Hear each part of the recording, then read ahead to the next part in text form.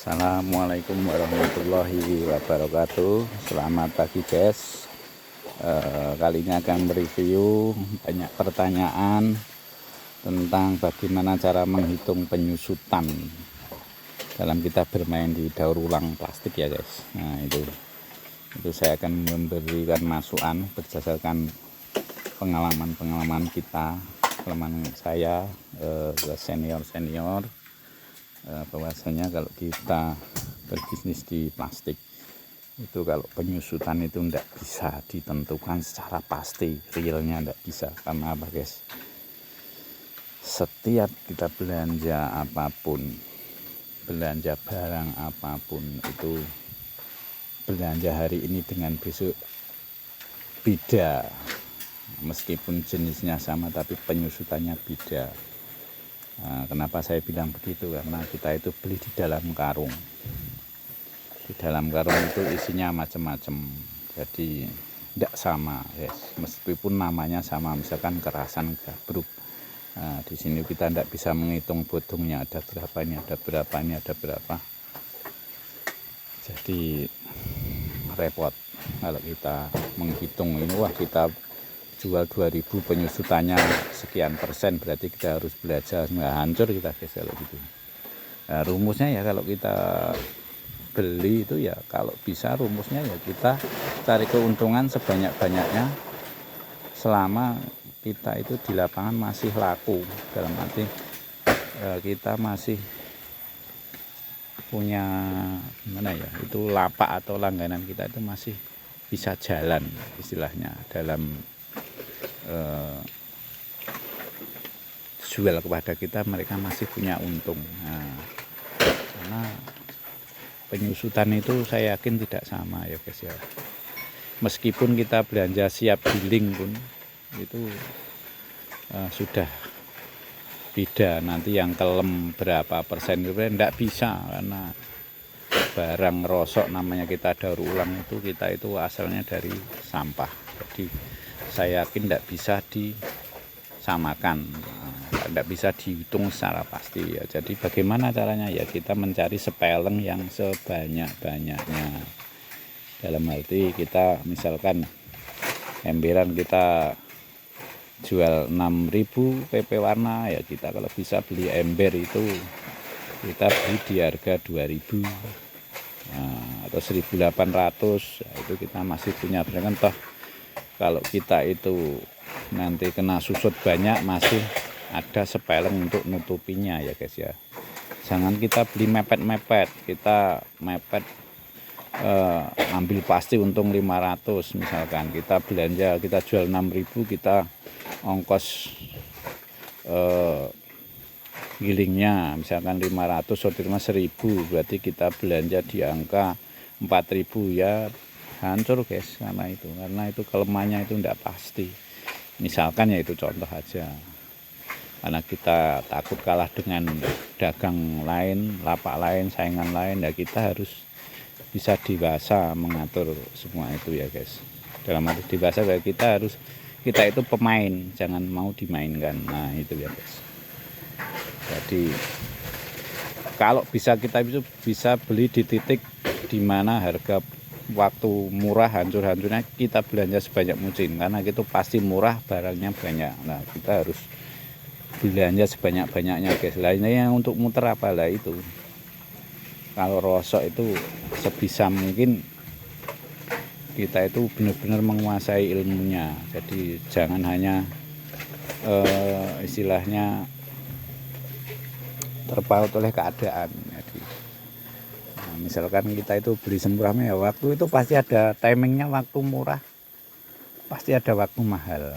Nah itu ya guys ya, ada timingnya. Kita belanja itu pasti ada timingnya, ada waktu murah, ada naik turun lah istilahnya. Nah itu kalau kita pas murah, belanjalah sebanyak-banyaknya, kuras tabunganmu, karena daripada disimpan uang lebih baik disimpan barang, karena itu rasanya ayem guys.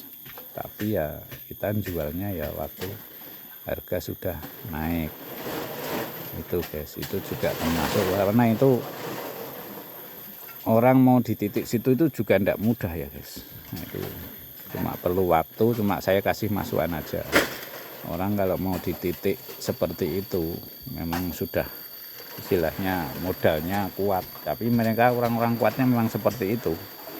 Cungkok-cungkok apa itu kalau pas murah ya beli terus.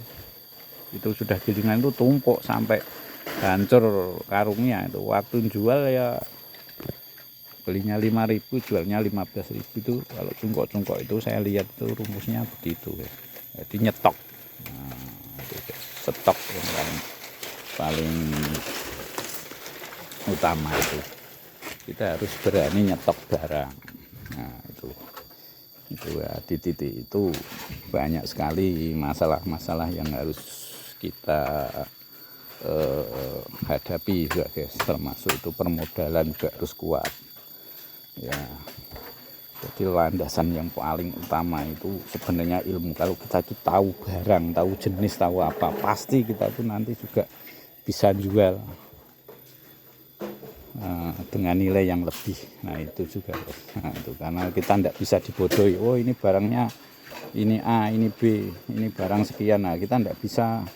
Oh ini kecampur, ini tidak boleh, ini tidak boleh. Nah, kalau kita tahu ilmunya, sebenarnya itu kalau masih senyawa bisa aja. Tapi kalau tidak tahu ilmunya ya tahunya cuma ember, cuma ini PP ini itu yang ngambang lah, itu susah ya gitu. Kita tidak bisa maju gitu. Kita tidak bisa berkembang karena kita mengikuti arus. Karena kalau kita ilmunya itu sudah mumpuni, istilahnya menguasai, apa aja tidak bisa dibohongi ya guys. Karena ya itu tadi, kita harus benar-benar memahami barang ilmu itu guys. Nah, jadi ilmu nyetok itu sangat menentukan juga guys, kita mau maju enggak. Kalau waktu pas stok kita banyak, kita jual pas lagi mahal itu. Seperti contoh waktu pet dulu harganya berapa, 2,5, 2.000, kadang enggak ada yang mau. Sekarang berapa bisa dihitung. Nah, sekarang berapa, 7.000, 8.000, udah rebutan itu. Nah itu seperti contoh ya guys ya, semuanya ada timingnya. Nah itu kita harus bisa di titik itu ya guys. Jadi teman-teman semua, ini kesimpulannya kalau review kali ini ya, kita itu kalau mau ngitung penyusutan secara pasti tidak bisa. Kalau kita itu bisa nyari keuntungan ya mencari sepeleng yang sebesar-besarnya ya guys ya. Karena setiap kita belanja itu penyusutannya, isinya itu pasti berbeda, belanja hari ini dengan besok. Nah itu ya guys ya. Nah ini dulu ini enggak mau guys, 1.000 aja enggak mau, sekarang sudah 2.000. Nah, ini sudah 2.000, ditawar 2.000. Ini belum saya kasihkan ini pet dari kerasan ini guys. Nah, ini saya punya ini sekitar 50 sampai 60 ton ada itu guys, stok saya itu ada itu. Gudang atas sana penuh. Nah, jadi teman-teman semua ya itu tadi, kalau bisa kita itu nyetok ilmunya. Kalau kita mau mendapatkan keuntungan yang banyak. Itu. Nah, kalau kita itu bisa nyetok keuntungan yang banyak. Itu Pak, rumusnya kita bisa nyetok barang murah. Nah kita jualnya nanti pas harga mahal. Nah itu ya guys ya. Semoga bermanfaat teman-teman semua. Semangat selalu.